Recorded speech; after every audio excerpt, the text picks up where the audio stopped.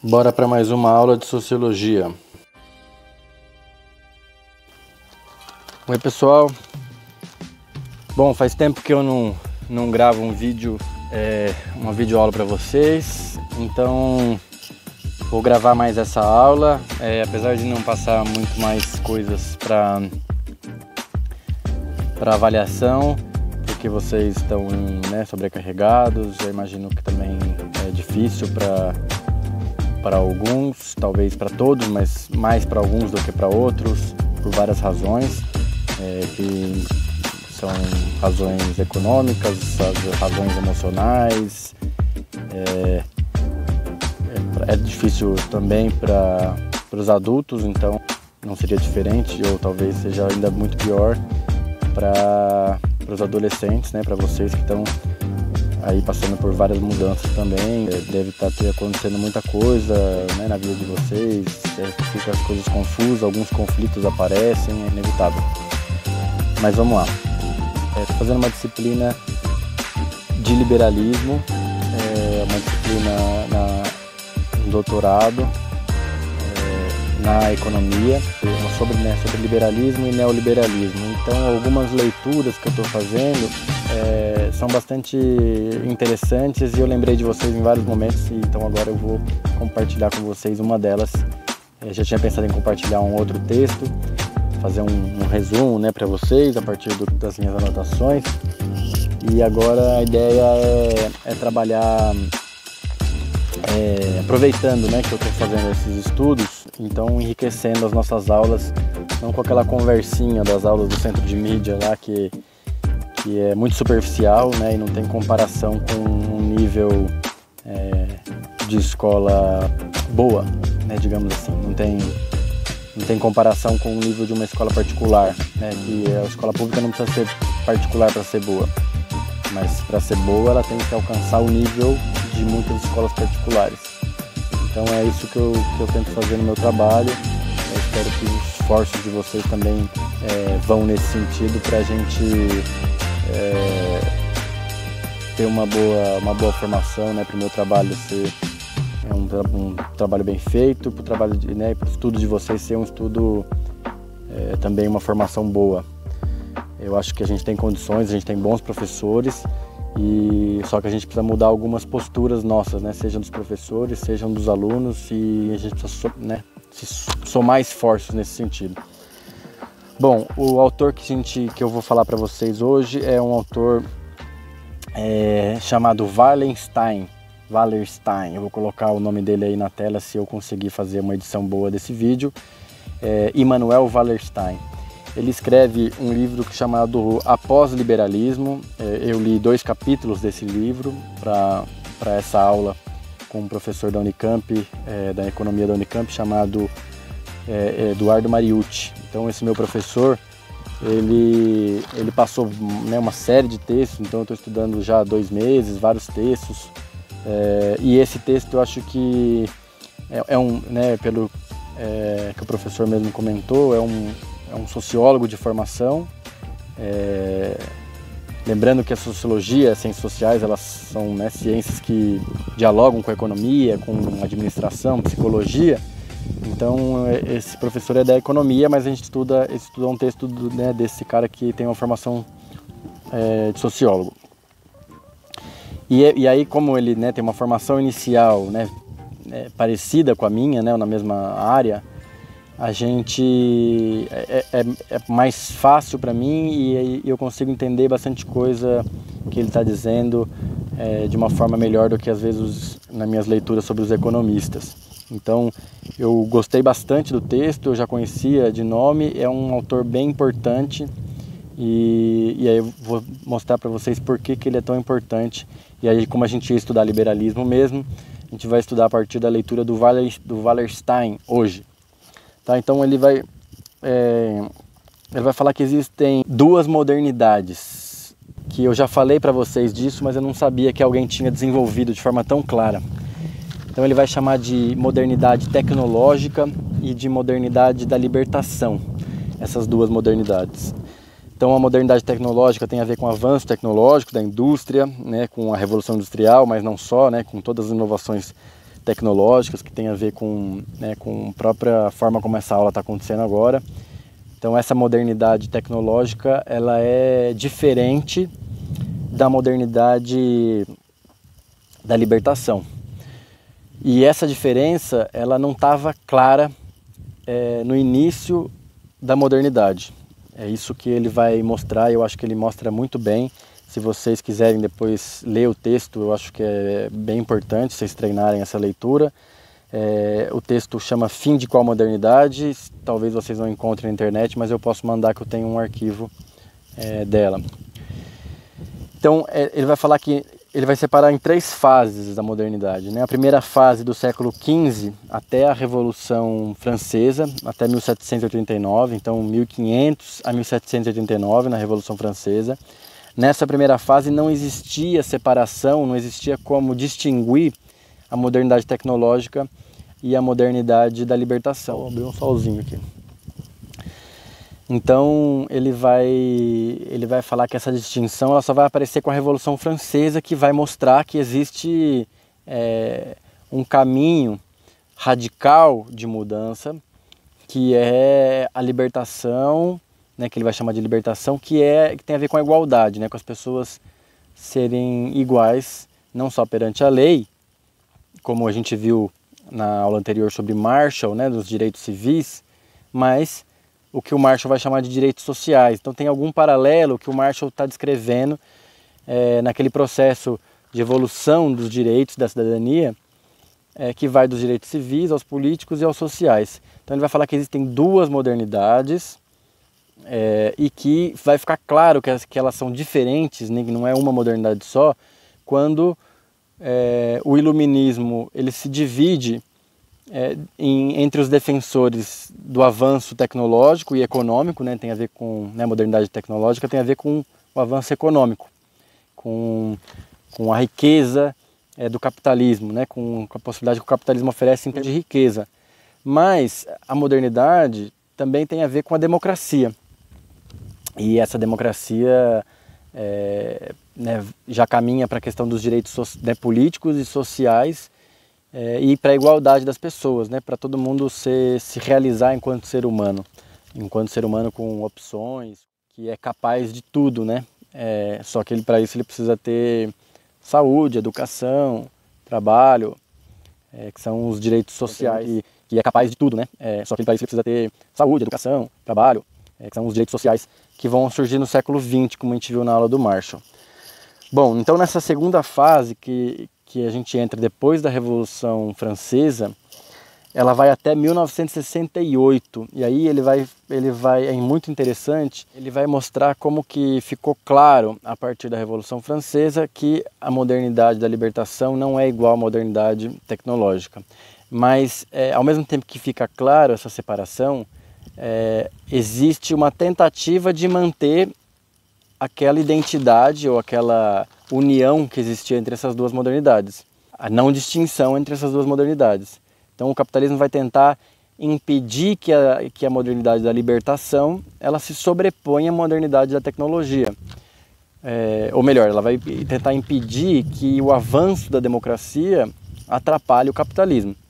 Então ele está falando da Revolução Francesa no final do século XVIII, né, 1789, e que vai avançar, né, durante todo o século XIX, 1800, todo o século XIX. Em 1848 a gente tem uma revolução derrotada na Europa, o capitalismo não havia se desenvolvido além das indústrias na Europa, e essa revolução em 1848 ela é derrotada, e o capitalismo vai conseguindo derrotar todas as tentativas de ampliar a democracia até o final do século XIX, em que os trabalhadores começam a ter avanços e conquistas nos países europeus, principalmente. Né, e tem a ver com os direitos políticos que eu falei para vocês, a partir do Marshall, né, a formação de partidos sociais-democratas, partidos de trabalhadores que estavam ligados aos sindicatos e à luta por melhores condições de trabalho. E no início do século XX, na primeira metade do século XX, aos poucos vai se ampliando a luta por direitos, por democracia, vai se ampliando para os países periféricos. Quando a gente fala países periféricos, a gente está falando da América Latina, a gente está falando da Ásia, na África, né, um pouco mais tarde, junto com a Ásia, um pouco lá para os anos 50 e 60, que vão conquistar a independência. Na América Latina, apesar de ter independência formal, né, uma independência política, apesar dos países não serem mais dependentes da Espanha e de Portugal, a gente tem uma situação em que existe uma dependência econômica, né, dos Estados Unidos, e existe uma política muito controlada pelas elites, uma política em que não dá participação e direitos nenhum para a maioria da população. Essa tensão entre a modernidade da libertação e a modernidade tecnológica, ela vai se desenvolver até 1968, e aí a gente entra na terceira fase da modernidade. E é muito interessante a forma como ele desenvolve isso. Ficou impossível de juntar a modernidade da tecnologia com a modernidade da libertação. E o que acontece em 1968, né? Para quem não sabe, eu acho que talvez vocês não conheçam, e é um tema que eu sempre quis trazer para as aulas do terceiro ano, para esse momento que a gente estuda liberalismo, cidadania, política, porque realmente um momento importante, mas eu não sabia ainda como trazer essa discussão para vocês, profunda, a partir de reflexões teóricas consistentes. E eu acho que o Wallerstein traz de uma forma bastante interessante ao colocar que 1968 vai se opor tanto ao liberalismo, mas ele vai se opor também a uma outra coisa que eu vou falar mais nos próximos vídeos, né, ou nas próximas aulas, sejam elas por vídeo ou não, mas que tem a ver com os partidos sociais democratas com a sua variante comunista a partir da Revolução Russa de 1917. Retomando, o Wallerstein vai falar que tanto o liberalismo quanto o socialismo, que tem a ver com aqueles partidos de trabalhadores que eu falei, com a luta sindical e com o movimento comunista que depois vai dividir o mundo na Guerra Fria. Ele vai falar que esses dois lados, o comunismo e o capitalismo, eles embarcaram numa ilusão iluminista, numa ilusão racional. E aí, nesse ponto, é um diálogo com o que vocês estudaram no primeiro ano, sobre positivismo, não sei se vocês vão lembrar. E isso é bem interessante, porque é o limite da razão, né? A ciência e a tensão que a gente está vivendo hoje, da polarização política entre a direita e a esquerda, tem muito a ver com o que ele está descrevendo para nós. Então, quem puder ler, eu recomendo. Então, ele vai falar que em 1968, que foram as revoltas estudantis, que tem, né, como marco as revoltas estudantis de Paris, mas acontecem no México, acontecem na China, acontecem na Europa como um todo, nos Estados Unidos, no Brasil, no mundo inteiro. Vão acontecer movimentos estudantis da juventude, não só de estudantes, de trabalhadores também. Esses estudantes tinham uma identidade maior em alguns casos, nos Estados Unidos, como os Panteras Negras.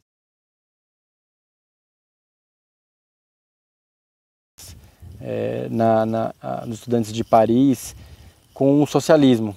Mas eles não aceitam o socialismo na forma conservadora que ele tinha assumido na União Soviética. Então eles criticam tanto o liberalismo quanto o conservadorismo. Então, esse marco, que é 1968, vai obrigar o liberalismo a se repensar. Então a gente tem uma mudança da modernidade a partir de uma impossibilidade, como se fez nessa segunda fase que ele vai falar, o Wallerstein vai falar, que foi da Revolução Francesa até 1968. O capitalismo ainda conseguia mascarar a diferença entre essas duas modernidades. Agora, depois de 1968, não. E isso é importante porque a gente entra numa nova fase do liberalismo, que é o chamado neoliberalismo. Os liberais, eles assumem uma face conservadora. Uma face não, eles se aliam aos conservadores. É o que a gente está vendo, por exemplo, com o governo Bolsonaro, liberal na economia e conservador nos costumes. É uma aliança que tem a ver com um neoliberalismo, com um liberalismo que já não consegue esconder a sua face conservadora. E aí, claro, existem liberais de esquerda, né? Existem liberais sociais liberais, existem liberais socialistas, por exemplo, o PSOL e o PT poderiam ser enquadrados nisso, são partidos liberais na economia, mas progressistas ou liberais também na política e até socialistas em algum sentido, de um socialismo não contra o capitalismo, de um socialismo capitalista, de um socialismo burguês. Posso falar mais sobre isso quando a gente for falar sobre a social-democracia, mas esse texto ajuda bastante a gente a entender essa polarização política que tem a ver com essa fase do liberalismo, que é o neoliberalismo, que vai se aprofundar nos anos 70, 80. A gente aqui passa por um processo de democratização nesse período, e junto com a democratização vem as políticas de privatização dos governos Fernando Henrique Cardoso, do próprio governo Lula, dos governos anteriores também, como o governo Fernando Collor. A ditadura começou algumas dessas políticas, mas elas foram aprofundadas foi na democracia, até porque a ditadura não daria conta de enfrentar a resistência que viria a essas políticas, porque essas políticas implicam retirada de direitos, implicam desemprego. Então essas lutas, né, esses ataques, né, da economia, né, dessa modernidade, da tecnologia, né, que pede para os trabalhadores, né, aceitem a pobreza agora, porque daqui a alguns anos a gente vai ter desenvolvimento econômico. Com desenvolvimento econômico a gente vai ter a modernidade da libertação. Então essa é a lógica que ele vai falar, essa é a tensão entre a modernidade da tecnologia e da libertação. Os capitalistas dizendo para os trabalhadores: olha, a tecnologia vai levar à libertação. Ou melhor, tudo isso é a mesma coisa, né? O liberalismo diz. A liberdade ela vem com o desenvolvimento do capitalismo. Em algum momento essa tensão ela ficou impossível de ser administrada na forma de uma modernidade só. Então 1968 seria um marco importante em que os estudantes mostram que a razão não é suficiente, a ciência não é suficiente. É muito interessante porque eu não trouxe isso para as aulas, porque é um tema que eu gosto muito, mas é difícil de discutir. Mas eu acho que envolve aí temas, envolve a religião, que não necessariamente é conservadora e de direita, e acho que é um tema que pode dar bons debates para nós. Então, e acho que ajuda bastante a entender o tempo de hoje, independente de qual é a nossa posição. Bom, uma coisa importante é que o capitalismo no centro, o capitalismo dos países europeus, o capitalismo dos Estados Unidos, eles conseguiram atrasar ou controlar, melhor dizendo, as lutas dos trabalhadores que foram organizados em sindicatos para lutar por uma jornada de 8 horas de trabalho, para lutar por direitos trabalhistas que dessem um mínimo de dignidade, e eles conseguiram controlar esse movimento que poderia se radicalizar muito com concessões, né? Eles tiveram que ceder, né? Os capitalistas tiveram que ceder para não ter uma revolta cada vez maior dos trabalhadores, né? Porque as condições de trabalho nas fábricas no início da Revolução Industrial elas eram péssimas, né? As pessoas moravam dentro das fábricas, as crianças trabalhavam, morriam nas máquinas, né? Era muito desgastante, eram muitas horas, não tinha segurança nenhuma, não tinha nem nenhuma legislação que regulasse, enfim. Era um contrato de trabalho por pessoas mortas de fome, né, que assinavam por necessidade e não por liberdade, né, como o liberalismo afirma. Então, o Wallerstein vai mostrar para nós como que os trabalhadores que se organizaram em sindicatos e em partidos, né, numa luta por direitos, eles foram controlados nos países europeus e nos Estados Unidos por políticas que acederam, né, que aceitaram estabelecer os direitos trabalhistas, direitos sociais básicos, e aí o Wallerstein vai chamar a atenção para 3 fatores que são importantes, além do bem-estar, que tem a ver com os direitos sociais. O welfare state, ou o bem-estar social, né? A política de bem-estar social, que não é um liberalismo, não é um capitalismo, de um capitalismo selvagem. Os liberais, nesse período, eles aceitaram que o mínimo de igualdade, né, a modernidade da libertação, era inevitável nesses países, né, centrais, para evitar uma luta contra a modernidade tecnológica. Só que o mesmo não aconteceu, porque não tinha a mesma riqueza, não era tão lucrativo, então não dava para dar tantos benefícios nos países periféricos. E nos países centrais, a gente vai ter a identidade nacional, fazendo também com que surja aí um racismo com relação aos imigrantes, né, um racismo que lá nos anos 30, no início dos anos 30, vai dar no nazismo e no fascismo, né, de um modo geral, que eram os nacionalismos que sustentavam, né, e se dividiam os trabalhadores de um país e de outro, né? Então, os trabalhadores de diferentes países não tinham uma identidade comum, porque a identidade nacional cumpria esse papel. Bom, além do nacionalismo, né, da identidade nacional e do bem-estar que o Wallerstein está colocando, tem a questão do sufrágio universal, né, que é o direito de voto. Então, olha a semelhança lá com o paralelo, melhor dizendo, com as questões colocadas pelo Marshall, né, a separação entre os direitos civis, políticos e sociais. O Wallerstein não está separando dessa maneira e dando os mesmos nomes, mas ele está falando que esses direitos, o sufrágio universal, que é o voto, o bem-estar social, que tem a ver com os direitos sociais, e a igualdade mínima e básica, que tem a ver com você ser um cidadão de uma nação, né? E aí ser cidadão de uma nação também implica falar a língua. Meu caderno está se rebelando aqui. Falar a língua de uma nação e sentir parte de uma nação. Então, assumir uma identidade de uma nação, né? Assumir um nacionalismo. Então, esse nacionalismo ele é uma ficção. Ele está em alta hoje de novo e talvez seja mais uma forma também de distrair a gente para as questões mais profundas da nossa vida em sociedade, que não tem a ver com ser brasileiro ou ser europeu. É um sistema, né, ele vai chamar de sistema mundo, inclusive, né? O Wallerstein tem um conceito muito conhecido que chama sistema mundo, que vai dizer que nós vivemos num mesmo sistema mundialmente, né? Essa divisão de nações, ela é uma ficção, uma ideologia que esconde, no caso do que ele está querendo chamar a atenção aqui, que esconde essa diferença entre a modernidade da libertação e a modernidade da tecnologia.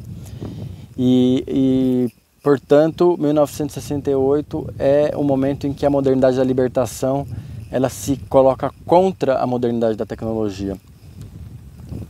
Uma coisa curiosa também é que na América Latina ele vai mostrar como que houve uma inversão. Nos anos 50, que é um período que eu estou estudando para minha tese de doutorado, nos anos 50 e nos anos 60 tem uma série de movimentos de libertação no Brasil, né, que tem a ver com uma visão de desenvolvimento que passa por uma intervenção do Estado. Depois, nos anos 60, tem a ver com as lutas armadas contra as ditaduras, e a própria teologia da libertação, que é um movimento religioso que tem a ver com uma tentativa de alcançar a igualdade, e que não passa pela modernidade tecnológica, que não passa por um desenvolvimento econômico, racional, em que a gente está esperando chegar, uma tecnologia que a gente está esperando chegar para alcançar a igualdade e a harmonia entre os seres humanos. Então ele vai falar que 68 é o marco e realmente e aí nesse sentido o fim da Guerra Fria seria só uma confirmação do que já em 1968 já estava ficando claro, de que o socialismo não estava caminhando para a libertação. Naquele momento o socialismo estava seguindo um caminho muito parecido com o liberalismo. E aí a gente entende, né, nesse sentido, que muita gente tenha adotado as políticas do Bolsonaro, que é liberal, né, porque é neoliberal, mas ao mesmo tempo é antiliberal, né? O fascismo presente na vida hoje, né, o fascismo que se desenvolve no mundo hoje, é um fascismo que nega o liberalismo. E o Bolsonaro ainda tem ali um elemento liberal, mas ele também tem contato com essa visão e com essas organizações que negam o liberalismo, né? E aí negam o liberalismo e também negam o socialismo.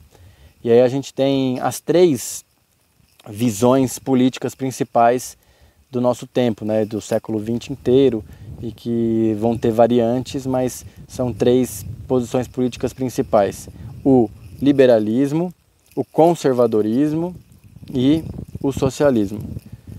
O conservadorismo, que representa, né, uma forma de vida, uma ideologia tradicional, né, na época de surgimento do capitalismo, ligada ao feudalismo. O liberalismo, que é próprio do surgimento do capitalismo, vai passar por mudanças, né, por uma oscilação que vai de uma visão mais social para uma visão mais conservadora ou elitista. E a terceira, que é o socialismo, que vai lutar desde o início do capitalismo por uma mudança mais radical no sentido da igualdade. E aí vão ter vertentes socialistas que são variantes do capitalismo, e vão ter vertentes socialistas que são anticapitalistas.